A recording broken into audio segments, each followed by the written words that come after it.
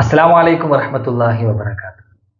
എൻ്റേത് എന്ന് പറയുന്ന പദം വളരെ ചെറുതാണെങ്കിലും അതിന് വലിയ ആശയങ്ങൾ കൈമാറാനുള്ള ശക്തിയുണ്ട് എന്നുള്ളതാണ്. എൻ്റെ ഇണ, എൻ്റെ ഉമ്മ, എൻ്റെ ഉപ്പ, എൻ്റെ സുഹൃത്ത്, അങ്ങനെ എൻ്റെ എന്ന് പറയുന്ന ഒരു വാക്കിന് വല്ലാത്തൊരു പ്രത്യേകതയാണ്. നമ്മൾ ആലോചിച്ച് നോക്കൂ, നമ്മെ ഒരാൾ ചേർത്ത് പിടിക്കാനുണ്ട് എന്നുള്ളത് നമുക്ക് നൽകുന്ന വല്ലാത്തൊരു ഊർജ്ജമാണ്. നമ്മുടെ സുഹൃത്ത് നമ്മൾ എന്തു പറഞ്ഞാലും നമ്മെ ചേർത്ത് പിടിച്ച് അതൊക്കെ പോട്ടെ സാരമില്ലടാ എന്ന് പറയുന്ന ഒരു സുഹൃത്ത് വല്ലാത്തൊരു ഊർജം തന്നെയാണ്. അതേപോലെ തന്നെ ഇണ, ഉമ്മ, ഉപ്പ, നമ്മുടെ മക്കൾ, ഇതൊക്കെ വല്ലാത്ത അനുഭൂതിയും ആസ്വാദനവും നൽകുന്ന ഒന്ന് തന്നെയാണ്. അപ്പൊ എൻ്റേത് എന്ന് പറയുന്ന ചേർത്ത് പിടിക്കാൻ പറ്റുന്ന ഒത്തിരി ആളുകൾ നമ്മുടെ കൂടെ ഉണ്ട് അല്ലെങ്കിൽ ഉണ്ടാകണം എന്നുള്ളതാണ്.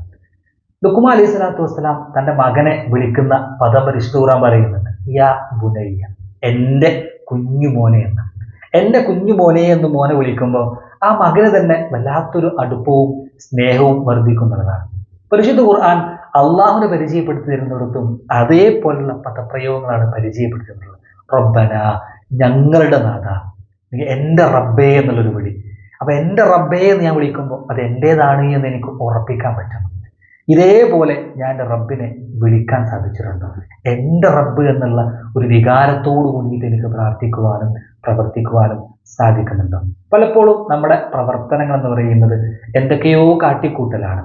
എന്നാൽ നേരെ മറിച്ച് എൻ്റെ റബ്ബ് സ്വീകരിക്കാനാണെന്നുള്ള കൃത്യമായ ബോധ്യത്തിലാണ് ഞാൻ പണിയെടുക്കുന്നതെങ്കിൽ, ജീവിക്കുന്നതെങ്കിൽ, പ്രാർത്ഥിക്കുന്നതെങ്കിൽ നമുക്ക് വല്ലാത്തൊരു ആത്മവിശ്വാസവും ഒരു ധൈര്യവും ജീവിക്കാൻ ഊർജവും ഒക്കെ ലഭിക്കുമെന്നുള്ളതാണ്. അതിനാൽ എൻ്റെ റബ്ബ് പറഞ്ഞത് കേൾക്കുക എന്ന് പറയുന്ന ആ ഒരു ബോധത്തിൽ ജീവിക്കാൻ എനിക്ക് സാധിക്കേണ്ടതുണ്ട്. അള്ളാഹു നമ്മെ അനുഗ്രഹിക്കുമാറാവട്ടെ.